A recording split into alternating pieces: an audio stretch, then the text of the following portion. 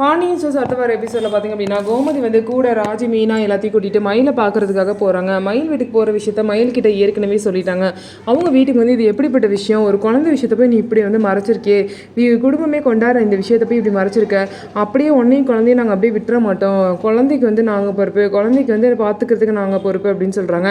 இதெல்லாம் கேட்ட மயிலோட அம்மா, குழந்தைக்கு நீங்கள் பொறுப்பு அப்படின்னா அப்போ மயில் அப்படியே தனியாக விட்டுருவீங்களா அப்படின்னு சொல்லிட்டு கேட்கும்போது, நாங்கள் யாரும் அப்படிலாம் சொல்லலை, இப்போதைக்கு நிறைய பிரச்சனை நடந்திருக்கு, எங்களை போலீஸ் ஸ்டேஷன் வரைக்கும் நீங்கள் போக வச்சுருக்கீங்க, இவ்வளோ பிரச்சனை இருக்கப்போ இப்போதைக்கு மயிலை வந்து என்னால் வீட்டுக்கு கூட்டிகிட்டு போக முடியாது, அதை தான் சொல்ல வந்தேன்.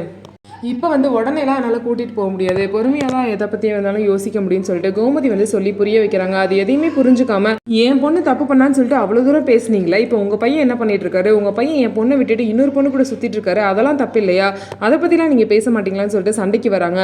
என் பையனை எப்படி கண்டிக்கணுமோ நான் அப்படி கண்டிச்சுக்குவேன்னு சொல்லிட்டு கோமதியும் வந்து சொல்கிறாங்க.